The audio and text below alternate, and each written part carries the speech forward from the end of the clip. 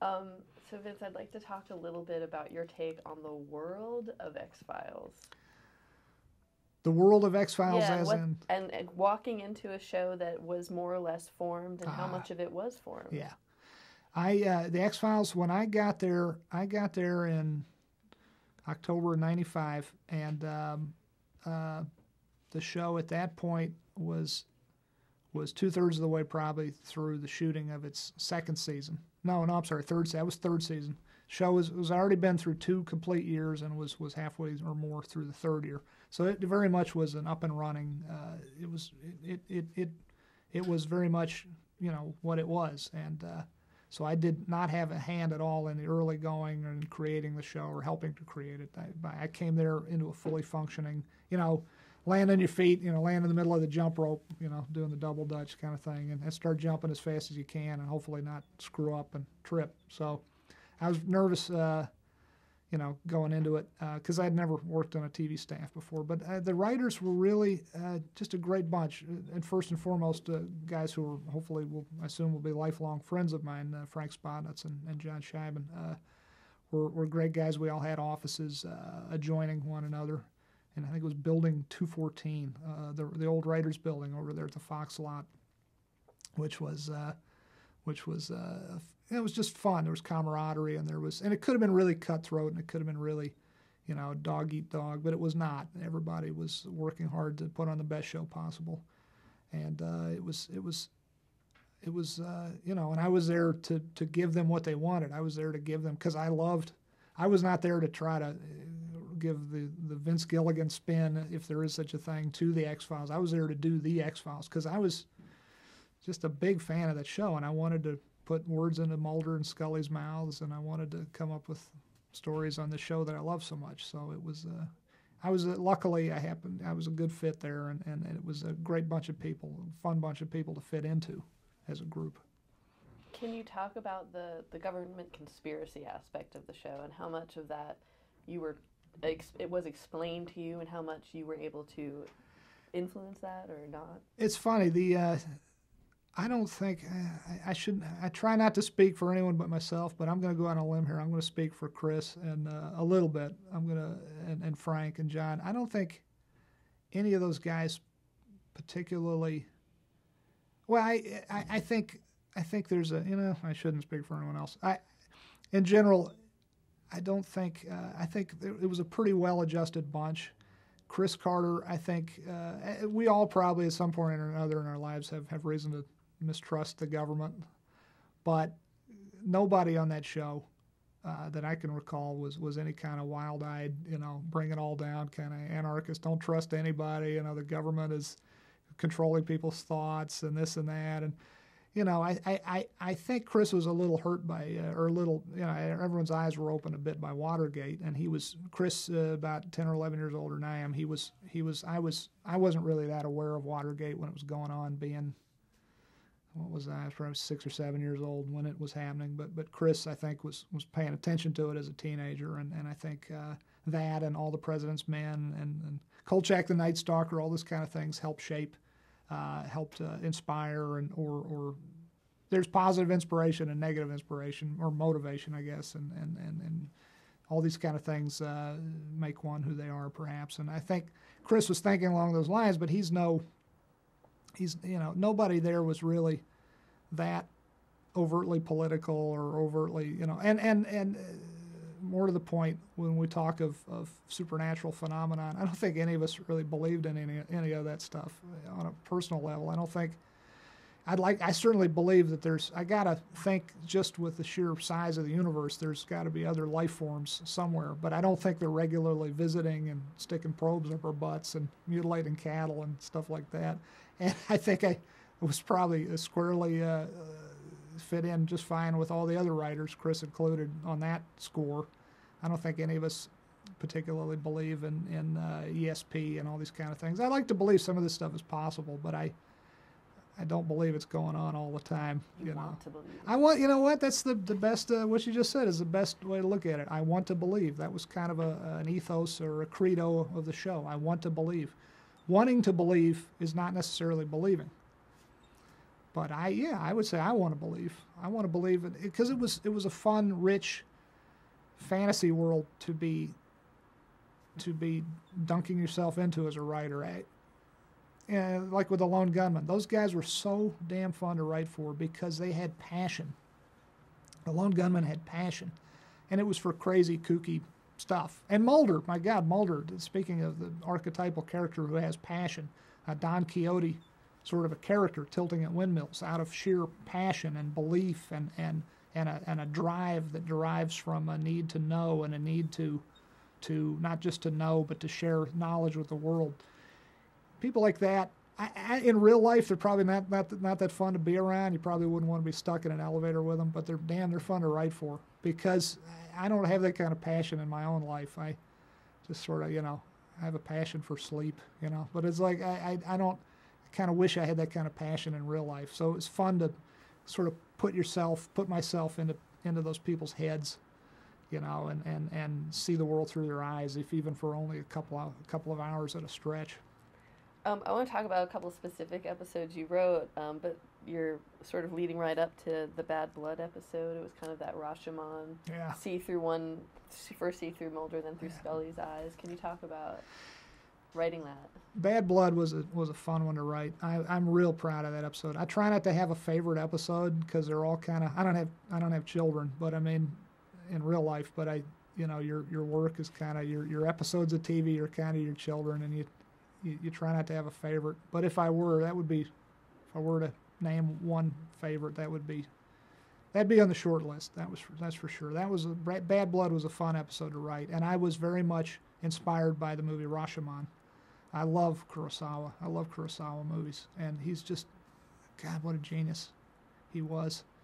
And Rashomon, if you don't know, is a story about a story of a rape and murder told from 3 or 4 different points of view as the people involved or who witnessed it are talking to a magistrate. And the stories are so very different from one another, and yet none of them are lies. They're all the truth, or one segment of the truth as seen through one person's eyes. And I love that idea for a story. So, luckily I was able to I pitched this idea to Chris and to Frank and the guys, John and the guys, and luckily they liked it. So I was able to. It was a tough one to break because you had to come up with two. In a sense, you had to come up with 2 different episodes. Rashomon the movie was a lot tougher to break, I'm sure, for Mr. Kurosawa. This only needed 2 diverging stories, but it was tricky. It was a tricky one to break. There was a lot of pain breaking these episodes. They were very, very complex plot-wise, all of these episodes. I'm speaking for the ones I worked on and speaking for other ones that I helped out on and still other ones that I had no hand in at all. But X-Files was a complicated show to plot out. It took a lot of work in the writer's room, or it took a lot of individual work, a lot of group work, a lot of individual work. It was a damn hard time breaking these very complicated plot-wise, these very complex stories. But it was hugely satisfying. But it's funny, talking about it now, some of the pain comes back. But there's one of our producer-directors, Rob Bowman, very talented director. His quote that I always quote other people was, "The pain fades, but the glory remains." So I always think in terms of that. It was a tough show to work on, but satisfying. What specifically was the challenge? Well, the challenge with, for instance, you mean specifically for any episode or one in particular? We'll talk about Bad Blood. Well, Bad Blood was challenging because Mulder and Scully, neither of them are liars. You know that going into it. So like with Rashomon, you have to have 2 very different stories. You have to, first and foremost, like the old Fred Capra saying, there's a lot of sins in filmmaking, but the cardinal sin is dullness.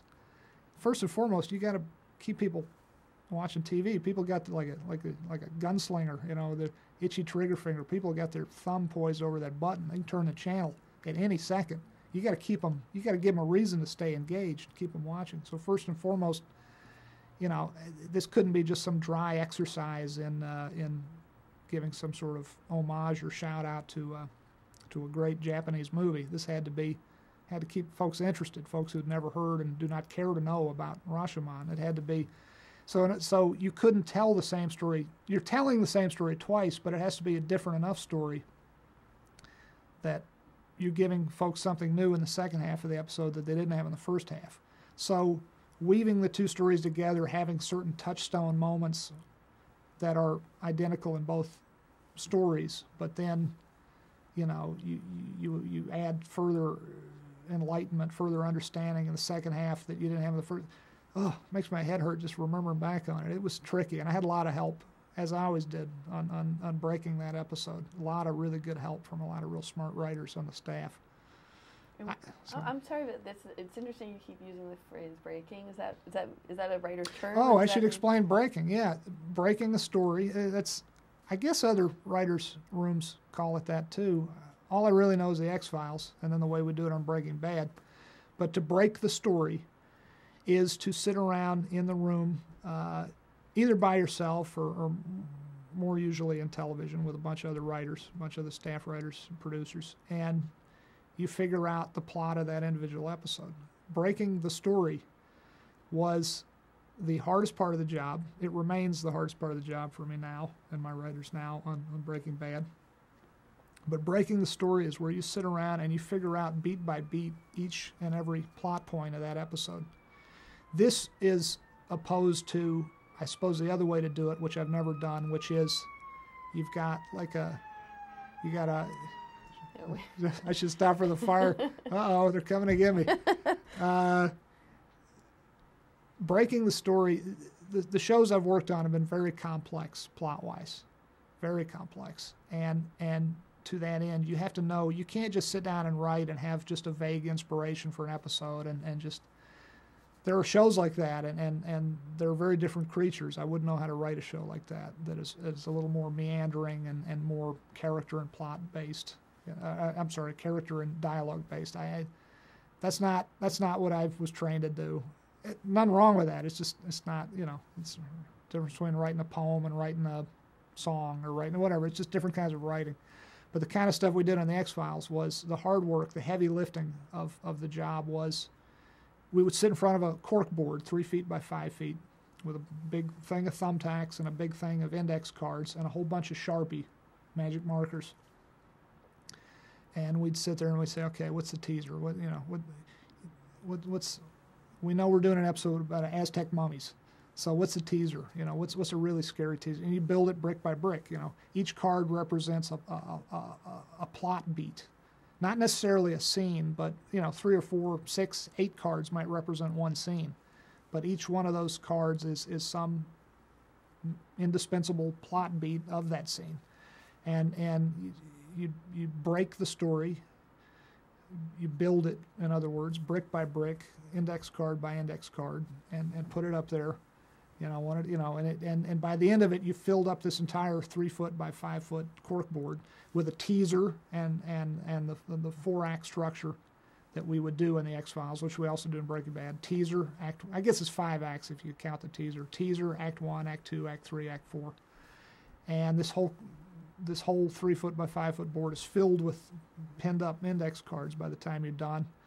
And it would take, sometimes you just really had to gangbang it out quick in a day or two, but that was hopefully a rarity. Usually it would take a week or two to break an episode. On Breaking Bad, it takes a solid 2 weeks plus to break an episode. And it is the hardest part of the job as a writer. I think my other writers would agree. Sitting there together or alone is much harder still, and figuring out each plot beat is essentially, the good analogy, I suppose, is a bunch of engineers sitting around on their drafting tables or their communal drafting table and drawing the design, drawing the architectural drawings for a skyscraper. Then you got to go build a skyscraper, which is a huge amount of man hour and labor and all of that. But you can't build that skyscraper unless you got the architectural blueprints to begin with. And to us, the writing, the actual sitting down and writing is, to me, it's kind of carefree compared to the breaking, because I've got this outline, I've got these index cards, and I know what happens next, and then it's fleshing it out with dialogue, and there is certainly invention to be had and you have to come up, you have to invent as you write, but what we try to do in the writing room on Breaking Bad and what we try to do in X-Files is, anyone in that writer's room for the length of time it took to break that story could go off and write that particular episode. Everyone knows the story. They know intimately, beat by beat, what's supposed to happen. Any one of those writers could, therefore, if one of us got hit by a bus, the others could go and, if we dropped in our traces, someone else could pick up where we left off and write that given episode. So the writing is an important part of it, but it's not the hardest part, and it's not, to me, the most crucial part of breaking an episode. And then is there a point where the sort of research and the science meshed with the writing process? I mean, you would have, I'm sure, many outside consultants who would say that can happen, that can't happen. We had a great full-time researcher on the X-Files, Katrina Cabrera, really sweet young lady who maintained a library. There was a room in one of the offices that was just filled with books and research material. This was right on the cusp of the internet, really. And the X-Files, I think, I'm no historian, but I think it's probably safe to propose that the X-Files was one of the very first TV shows that really had a real internet presence as far as the fans went, and as far as there being chat rooms devoted to the X-Files. There were other shows at the time that were also living through this very new experience of internet fan relations and social networking and all that, based around a TV show. But I mean, X-Files was definitely among the first and benefited greatly from it. But all of this to say, back then our research mainly was our researcher would call folks on the telephone, and ask some expert at Caltech about, dark matter or whatever, or she'd research through, actual physical books, and I'm sure she did stuff on the internet as well, but the internet in 1995 was not what it is today, not by a long shot. But I remember going in her office and just looking through the books and seeing one textbook on there's books out there you can't even imagine exist. And I remember taking one off the shelf, and it was before I knew better. I should have thought about it before I opened the book up, but it was a textbook for crime scene investigators, and it was filled with photos of crime scenes. And I go like this and riffle through this thing. Oh my God! Close it up. I've got these images like burned in my head now forever. And it's not like in the movies. I'm like, God, imagine having to work at the printing company, just being some schlub, having to see, hundreds of these photos whiz by as you're, coming off the printing press and as you're assembling these books. And it just makes you think, God bless them. God bless the actual detectives who do this work. I couldn't do it. Oh, man.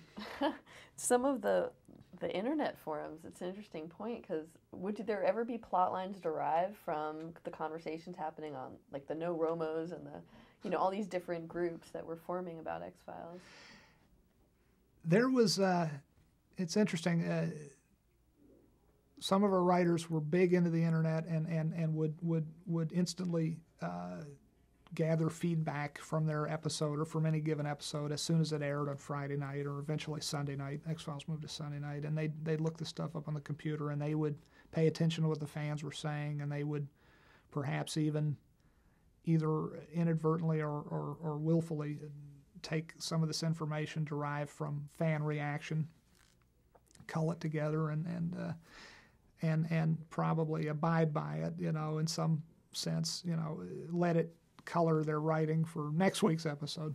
That was sort of on a case by case. There was no official, like Chris Carter, I think would read would pay more attention to what was on the internet. I was so not a computer guy that I missed some of that early going stuff where I would hear the other guys who were much more computer savvy than I was. They'd say, oh, they really like this, or they really hated this, or whatever. I'd hear that anecdotally about my own episodes from the stuff on the chat rooms and whatnot.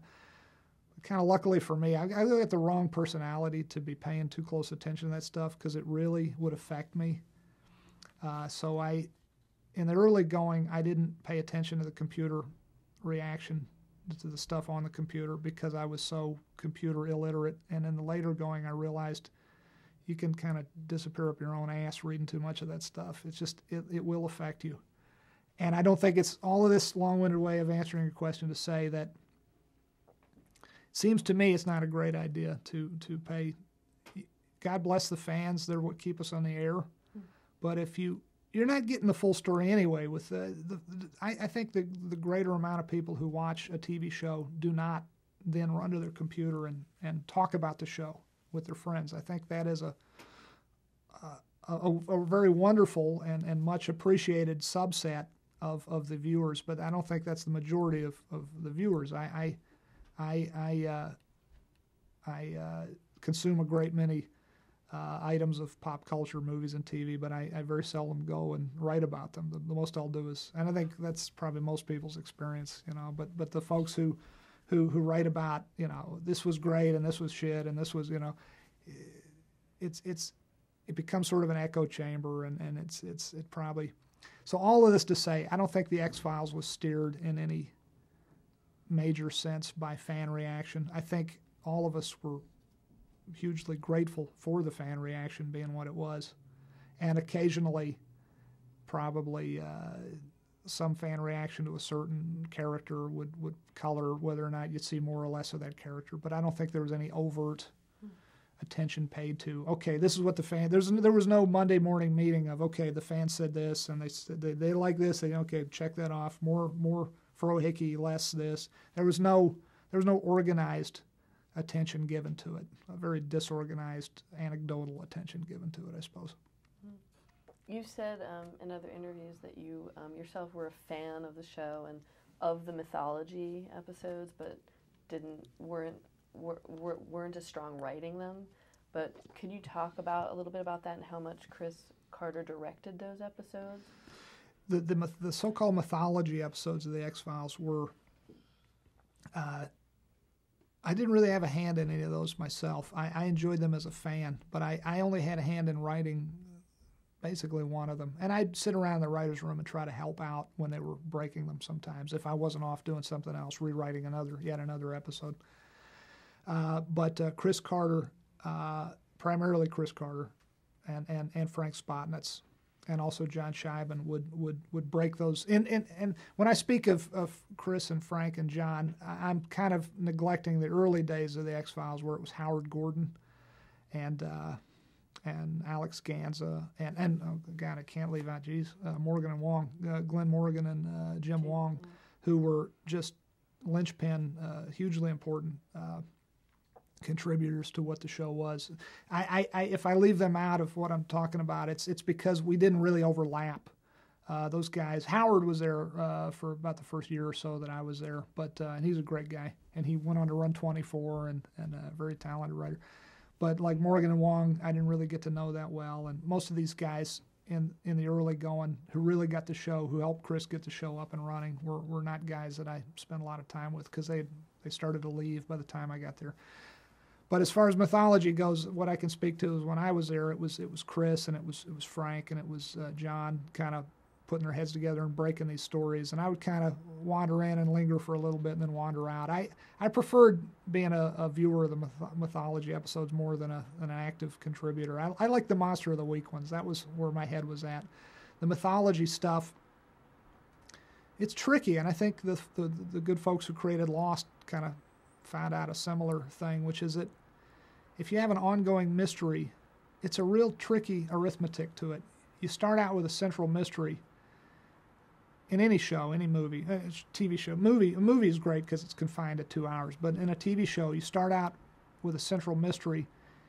The audience wants the mystery, and yet they also want the answer to the mystery, and both are somewhat in conflict with one another. You want the mysterioso stuff, but you can't just have mystery. You can't just have it be a perpetual tease that goes nowhere. So with subsequent episodes, you got to start to shine light into the corners. You got to answer the mystery. You got to, why was there a smoke creature in Lost? Whatever. Why was there?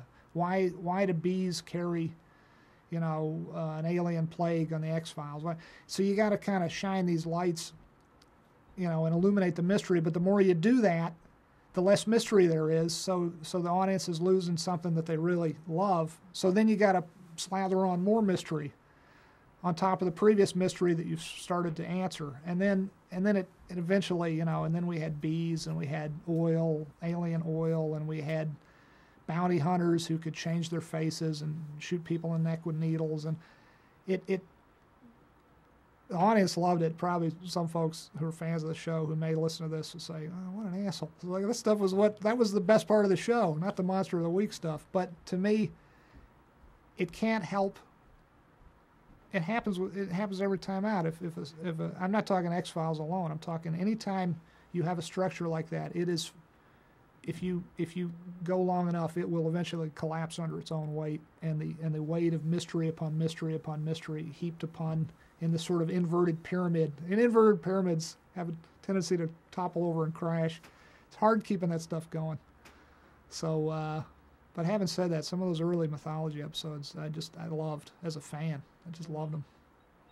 Yeah, it's interesting. A lot of the episodes you wrote, fans have said that you have this darkly comedic touch that you bring to the show. And I wonder if you could speak to that, and if you think that levity mixed with some of the heavier issues is important in a show like X-Files. I think levity was hugely important in the X-Files, and I think Chris had two really great writers I just mentioned. In the early going of the show, he had Glenn Morgan and Jim Wong, who could write the dark, mysterioso, creepy stuff, but also their personalities being what they were, they would inject levity. And I think Chris, all credit to Chris for realizing that would be a potent and indeed a probably irreplaceable ingredient in the X-Files.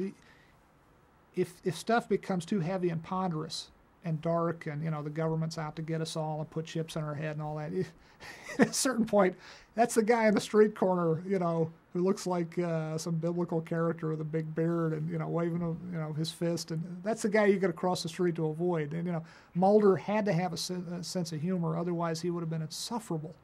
And I think Chris realized that early on, and Morgan and Wong realized that early on, and realized that not only could the X-Files survive a bit of levity despite all the serious stuff going on, it actually thrived and prospered because of that levity.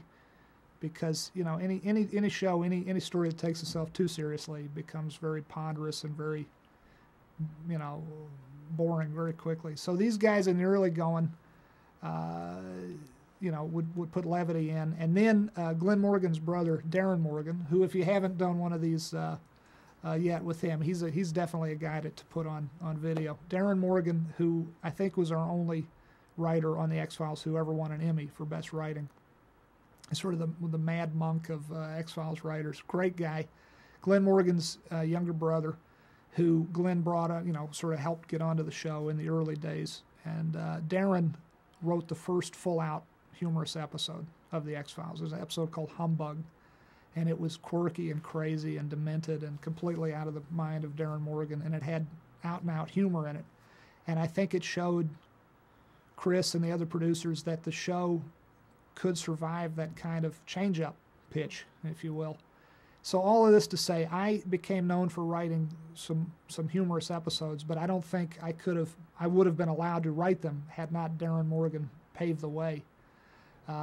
He definitely wrote the first funny episodes of the X-Files, and I was therefore allowed, when I, after having been there for a little bit, when I eventually pitched a more lighthearted episode, I was thus allowed to write it. I think it was Small Potatoes was the first funny one I wrote, about a guy who was born with a tail and can change his face to look like anyone else and becomes Mulder at the end of the episode and almost makes out with Scully before he gets caught.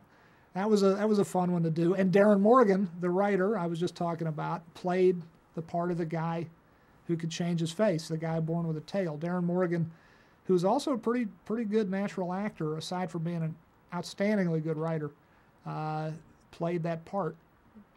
And that just shows what kind of power Chris Carter had and what a success the X-Files was in those days. That, essentially, these episodes cost, $4.5, $5 million. At that time, maybe not that much, but like $4 million a week we're spending of Fox's money.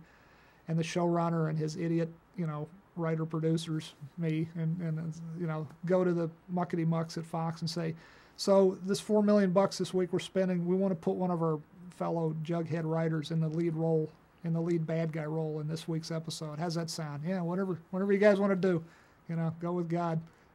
That would no more happen now. It's become so. I mean, it was pretty damn corporate then, but it's become so corporate now. It's there's too much money at stake to make those kind of crazy frat boy calls. But Darren Morgan, the writer in the show, played that part, did a great job. He's a guy that needs an interview. He's a character. Yeah.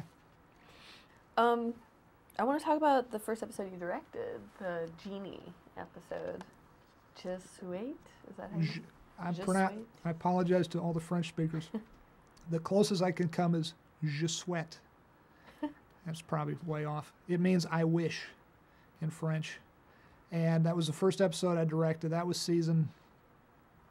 God, what season was that? Season 7. Season 7. And at the point of season 7, I'd been on the show for 5 years. And I'd sort of made my bones on the show, as the mob says. And Chris very, very nicely allowed me to direct. And I remember walking with my girlfriend Holly around the, I don't know what we were doing there. We had eaten dinner somewhere around the Beverly Center, around the Sofitel there on the corner of La Cienega and Beverly. And after dinner, we were walking around the neighborhood, and I was like rainbow colors of diarrhea, not to put it too, I mean, figuratively, not literally. I was so shit scared about the prospect of directing an episode of The X-Files that I remember walking around that neighborhood the weekend, the weekend before we were going to start pre-production, and Holly kind of gave me a pep talk. You can do this, and I was saying, I'm going to fuck this up. This is like $4.5 million of someone else's money. I'm gonna freeze up. I'm gonna look like an idiot. I'm not gonna know what I'm doing. She kind of gave me the pep talk, and I remember that as more vividly than I remember actually directing the episode. Oddly enough, I remember the should I jump or should I stay on the edge of the dock moment more than I remember the actual directing. Yeah. But I was really scared I was going to screw up and make look like a fool and do a terrible job and waste a lot of money but I'm so thankful that I had good advice to stick it out and not bow out gracefully before it was too late, which I was leaning toward doing. I'm glad my girlfriend supported me in that, because I was just I remember getting to the first day of shooting on that episode. I remember getting to the Fox lot at the crew call was like 6:30 in the morning, and I remember getting there at 5:30 and sitting in my office as the sun was it was still pitch dark, and going through my day's work and thinking, looking at the clock, and like the minute hand is like moving like this, it seems like, and I'm like, oh God, give me just a few more minutes here. But after the first hour and a half of directing, the first hour and a half was excruciating, because I thought, I don't know what I'm doing. Our wonderful director of photography, Bill Rowe, who's a brilliant DP, is just going to take me aside and say, you don't know what the hell you're doing, do you? But he didn't. He was nothing but supportive. He and the crew were nothing but supportive. They really made me look good. And after about the first hour and a half of jumping into it on the first day, I was like, I think I can do this. I'm not saying I'm Spielberg, but I think I can get through this and not humiliate myself and not waste a lot of money. And from then on, it was just so much fun. I mean, it was work and it was challenging and hard, but it was so much fun directing that first episode. The second episode I directed a year later wasn't nearly as much fun. It was painful. It was work. But the first one was just like going to summer camp and having like the bestest buddies in the world hanging out with you, and practicing archery and swimming in the pond, all that. It could not have been more fun doing that first episode. Sunshine Days, episode 9, the Brady Bunch. Yeah, that was the one. That was the other one I directed, and that was less fun. Not because it was, just because the actors in it were great. Everybody did a great job, and the crew was great. It was just, I don't know. Second time, I hear that from other directors. Or I'm a writer who gets to direct occasionally. I don't consider myself a director, but I've heard that from other folks who've directed. The first one, unless it's a terrible experience, the first one hopefully is a lot of fun, and then the second one suddenly is like, well, this is kind of a job. This is kind of, I could still screw this up very readily. So the second one felt like more of a chore. But and the episode is quirky and out there, and luckily we had Michael Emerson, who was such a wonderful actor, who's since, at that time he was very known for a couple episodes of The Practice in which he played a serial killer, and he was just scary and wonderful in those episodes. And then, of course, he's known now for Lost, and as we tape this, he's got a new show coming on the air, Person of Interest, I think. So maybe by the time people listen to this, that'll be a huge hit. I don't know. But he's a wonderful actor. He was a great guy to work with. Everybody was great. It just was not that much fun, but not anybody's fault. Just, I don't know. But the whole Brady Bunch thing, they built our amazing production designer, Corey Kaplan is her name. She and Duke Tomasic, our production designer, Corey, and Duke, our construction coordinator, designed and built the Brady Bunch house, the interior, from photos. There were I don't think there were any architectural drawings or anything they referred to. They just basically they eyeballed it, did it from photos, drew it out, and built this thing. And as we were in pre-production and even production on that episode, because the whole episode takes place, it's a guy, in a nutshell, it's a guy who is this damaged individual who anything he imagines becomes alive, comes to life. And he just loved the Brady Bunch, so he lived inside the Brady Bunch world. He lived in this little house in the valley, except when you went inside it was like 2 stories inside and 1 story outside, and it was magical. And he lived, the Brady Bunch were his family because he had created them with this amazing mental power he had. So they built this amazing Brady Bunch set, and people were coming from like all around to visit this thing. Executives were coming from Warner Brothers and this and that. People all over town were hearing and like calling in favors and getting on the Fox lot. And we'd be there. I'd be there, trying to figure out my shot list, and all these like executives would be creeping in behind me and like taking pictures of themselves on the stairs of the Brady Bunch house, and that was pretty cool. That was a big kick. It also was a big kick. Speaking of TV history, we had to get the okay from Sherwood Schwartz and his son Lloyd to do this. Obviously, we couldn't have gone forward with the whole Brady Bunch aspect of this episode if we did not get the okay from the copyright owner, Sherwood Schwartz, who created the Brady Bunch. So I got a call from him, which was very cool. Talk about TV history. Gilligan's Island, the Brady Bunch, he created both of them. And he said, "So you're the young man?" I never met him, but I get this call. "You're the young man who's doing the Brady Bunch, the science fiction, the Brady Bunch thing?" And I said, "Yes, sir." You're a kid. You're pulling my leg that your name is Gilligan. I said, "No, sir, I'm not." I said, and by the way, I wanted to talk to you about some, about a share in some of that Gilligan's Island money, it being my name and all. So I was obviously joking. He said, "Haha, yeah, real funny." So he seemed like a very cool guy. There was a nice family. I met his son too, and his daughter.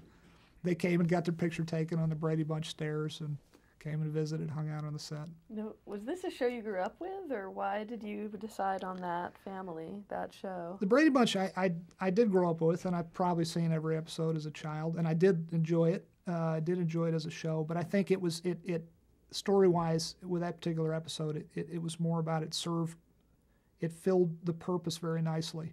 And there's a line at the end of the episode, and it's not my favorite episode of all of them that I wrote because it's a little out there and it's a little twee. I tried very hard not to make it twee, but it's a little bit that. But again, through no fault of the actors or the crew or anybody, it was the fault of the writing, which falls squarely on me. But I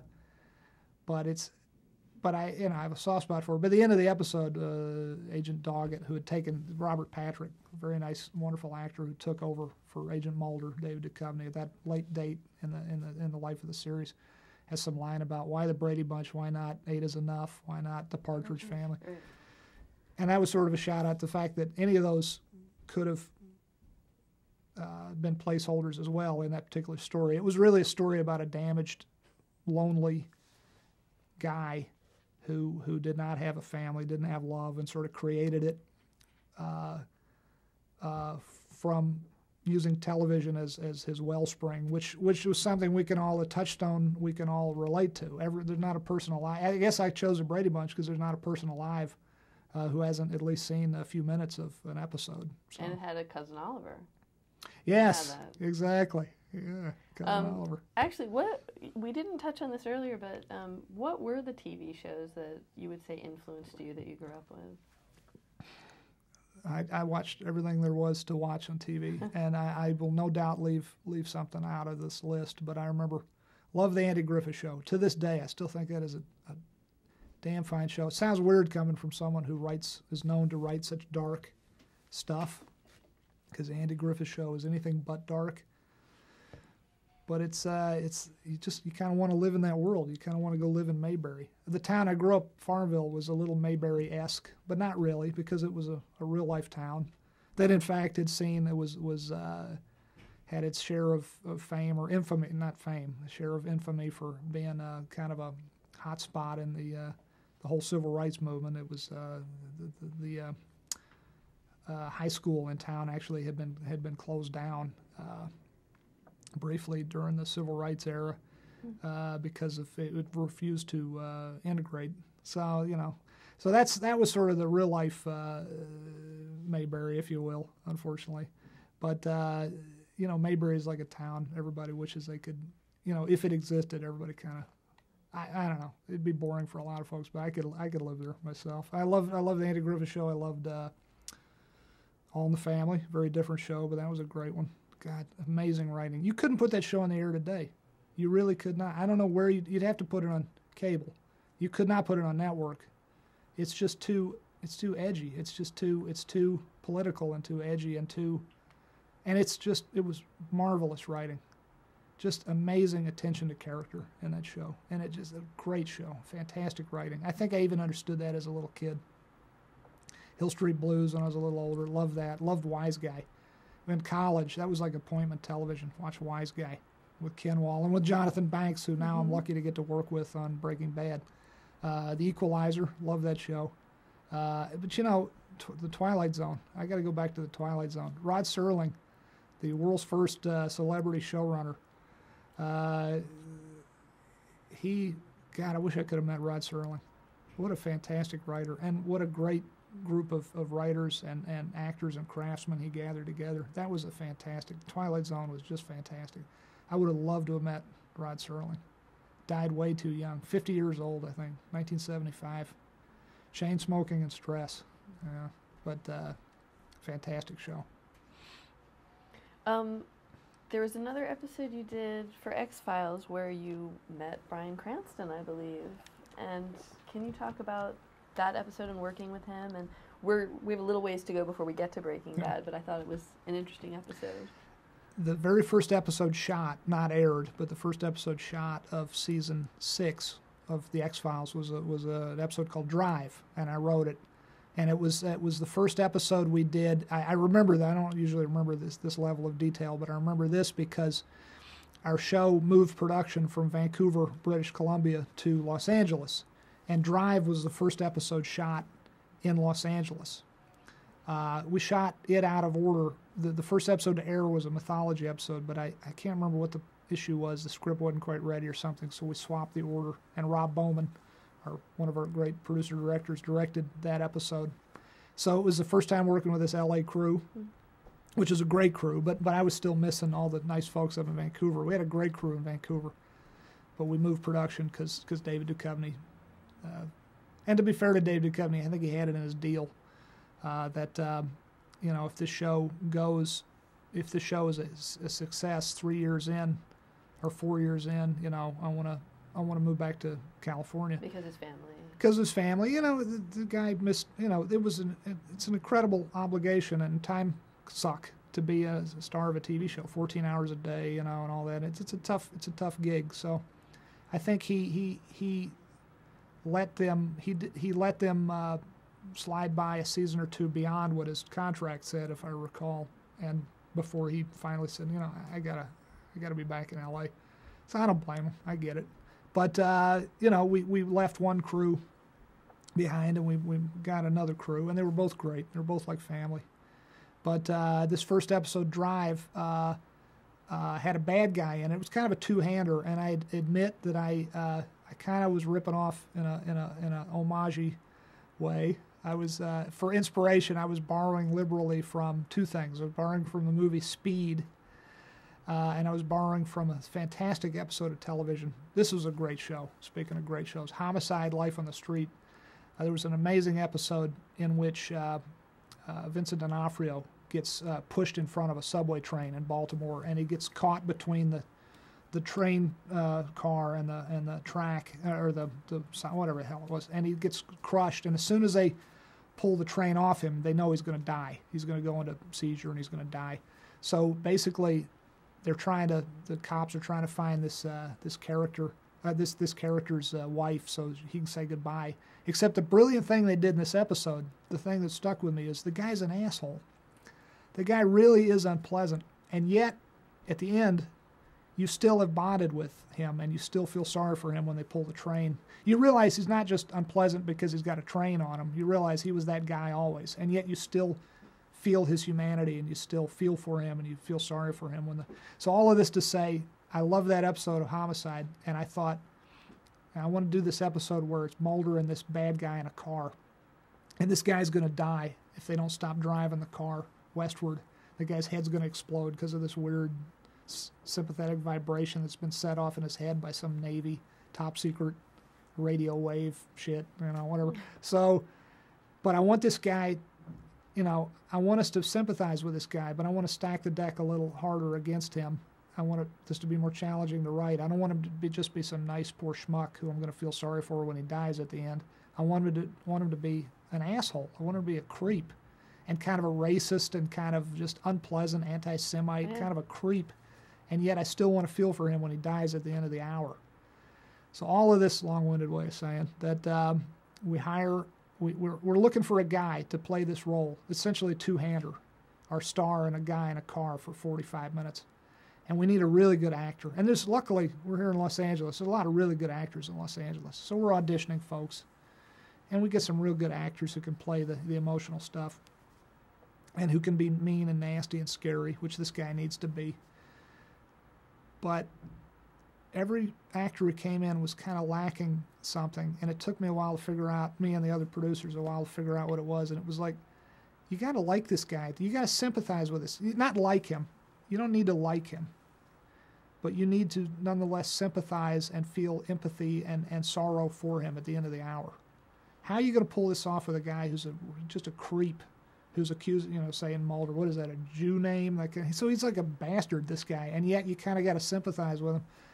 We never saw an actor who could pull that off until, and I was getting nervous because the day was fast approaching. We needed to start shooting. And all of a sudden, one day, Rick Milliken, our casting director, brings in Bryan Cranston, who I'd never heard of. This was about a year and a half before Malcolm in the Middle went on the air. It was before Malcolm in the Middle.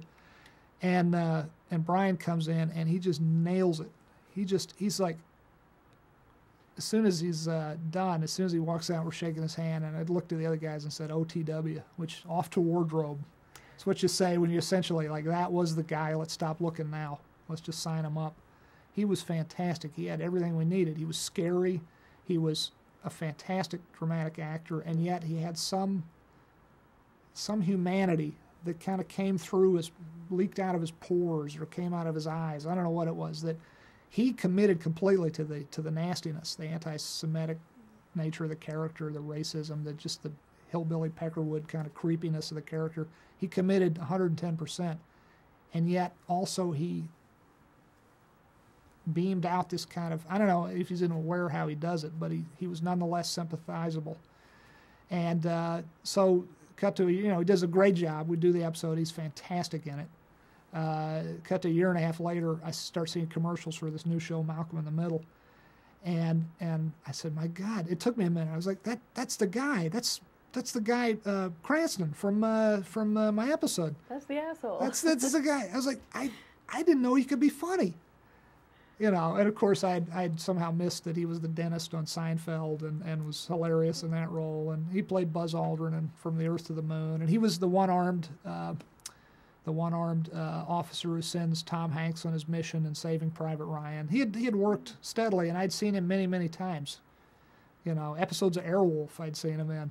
Didn't realize it because he's such a chameleon. Yeah. So staying just with X-Files a little longer, can you talk a little bit about the experience of being nominated for your first Emmy on that show? And I think was it Memento Mori? That was the mythology episode? I was not a mythology writer, but as I said earlier, I had a hand in essentially one mythology episode. It was called Memento Mori. And I was one of 4 credited writers, Chris Carter, Frank Spodnitz, John Scheiben, and myself, and we got an Emmy nomination. And it was not as exciting as it should have been because I knew I had very little to do ultimately with the writing of that episode. I didn't feel a real, oddly enough, it's a good episode and I'm proud of it, but I'm proud of it in the sense of, in a general sense. I do not feel any real ownership of that particular episode.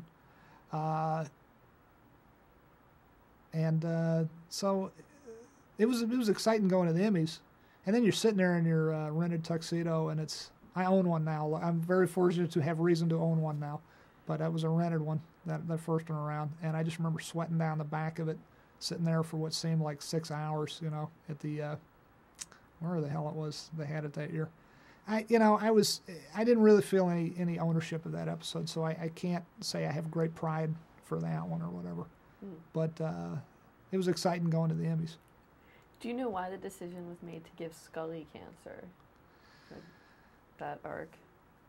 I'm trying to remember. I mean, we did an episode called Leonard Betts, in which there was a character who needed cancer to survive. It was a very nasty episode. It aired that year. It was the episode that aired right after the Super Bowl, so we knew it would get a lot of viewers. So we were excited about that. But I co-wrote it with Frank Spodnitz and John Scheiben, and the character in Leonard Betts has to eat cancer to survive, and he sort of innately knows when someone has cancer. So at the end, when Scully has to kill him, I think she killed him with a pair of those, because he's an ambulance driver, she kills him with a pair of those defib paddles. But right before she zaps him, he's about to get her, and I don't remember whose idea it was. Honestly, God, I don't. I'm not sure whose idea it was, but I think one of us said, it'd be really cool before he zapped her if he said the same line he said to a couple of the other victims. If he said, you have something I'm sorry, you have something I need. Oh shit! Oh yeah, that would be a cool ending. And I think I'm kind of misty on that, but I think it was as simple as that. It was like, what if Scully? Sometimes it's that way in a TV show. You're working so fast. You don't have a lot of time to think things through, which I love about Breaking Bad. I think the show has benefited from the fact that we have time to think things through because of our production schedule and the fact we only do 13 a year. But back in network on the X-Files, doing 24 episodes a year, you're running for your life with. It's like that scene in Raiders of the Lost Ark, the giant boulder rolling behind it that's going to crush you flat if you slow down even a little bit. And I think a lot of the big decisions, the big moments on that show, and dare I say any other TV show, that you can name, probably come from, something that some 11th hour, some idea that springs into somebody's mind in the middle of the night as you're plugging away, burning the midnight oil, and oh, wouldn't it be cool if we did this? And sometimes it works as simply as that. What about the stuff you couldn't control, like when David Duchovny was going to leave for a period of time, and how did you have to scramble to change storylines already in place? I think we had, but I think we had as much foreknowledge of that as we possibly could have. I think David was very, as I recall, very very honest and forthright with his desire to. I think we knew he'd go through the end of a season, and then the beginning of whatever the next season, probably season 8, I think it was. He did his last full episode or did his last full season of being there every episode at the end of season 7. And I think we knew through the hiatus before the month or two before we started season 8 that he would not be around. So we had time to cast his, not replacement, if you will, but his, Agent Doggett, played by Robert Patrick, and Agent Reyes, played by Annabeth Gish, who came in. Both really sweet people, did a great job. But we had a chance And again, that was the high-level stuff. That was Chris Carter and Frank Spodnitz, and and I weighed in as much as they needed me to. But I think Chris was spending a lot of time thinking, gee, if Mulder's off the show, and we knew we'd get him back every few episodes, every 5 or 6 episodes, he'd make an appearance, so he wasn't gone completely. Mm-hmm. But the day in, day out work of the X-Files, at the FBI, there needed to be done by a couple other. We needed a couple new characters, so that was there was some. I think there was a lot of nail biting about that, and I remember meeting a lot of interesting actors for those roles. I remember sitting in, and, Chris would do all the talking, in the meet and greet process. But I remember Clive Owen coming in. That was a big one. That was cool. He seemed like a very cool guy. I remember there were a lot of really good actors coming in just to say hi and meet. Not to read so much, but just to meet and see if they might be a good addition to the show. I don't know. But obviously we wound up casting Robert Patrick and Annabeth Gish, who did a real nice job. It was tough. It was tough on them because I think at that point people were like, you kind of get there in the zeitgeist that people kind of blame them for kicking David Duchovny off the show, which of course was nothing could be further from the truth. He decided to leave, and I get that because he was exhausted. It makes perfect sense. But it was not the fault of the 2 new actors that the previous actor had decided to leave. So. Did you have a role in casting? I mean, when you cast Bryan Cranston, for example, I mean, were you influential in that at all? I was. The great thing is, something I should say about Chris Carter and why he was so great, another reason he was so great to work for, is that he wanted you, he expected you, he demanded of you as a writer on the show that you take responsibility as much as you could take upon yourself. He demanded that you take responsibility for your individual episodes. And he didn't care whether you were an executive producer or a staff writer. He expected you to behave as a producer. In other words, you'd come up with your story, you'd write it, he'd give you your notes, you'd get the script squared away, but it did not end with that. He expected you to sit in on the casting sessions and weigh in and try to be helpful there.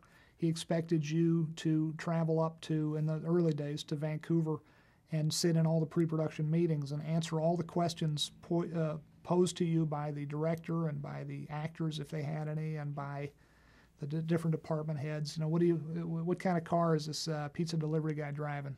Well, I think it should be an AMC Pacer. Okay, we'll go rent one. I mean, he expected you to act as a producer whether you had the title or not. He expected you to sit in on editing. He expected you to do this stuff while not neglecting any of what it took to get your next episode up and running. You had to work like a demon over there, which was good for me because I was so damn lazy prior to the X-Files. But it was a great job because, so the short answer is, I was in casting sessions. I was in the editing room. We would go to music playback at Mark Snow's house in Santa Monica and listen to his music for that particular episode. Give notes on it. Not that there were much notes to give. The guy's a genius, But mm-hmm. It was a great job, and that's how I learned to be a producer. That's how I learned to do this job I do now. Mm-hmm. Well, so I have you to thank for putting Bud Bundy in the Sunshine. He was Days episode. David Faustino. David Faustino, who was in the Sunshine Days episode. When I said I didn't enjoy that episode, again, I have to say it was because of failings on my part with not getting the script right, not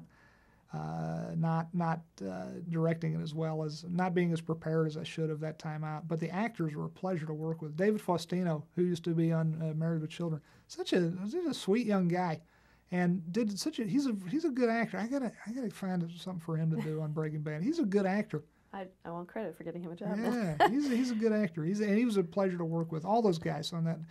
We had so many good actors on the X-Files, so many really talented folks, and very few pains in the butt amongst them.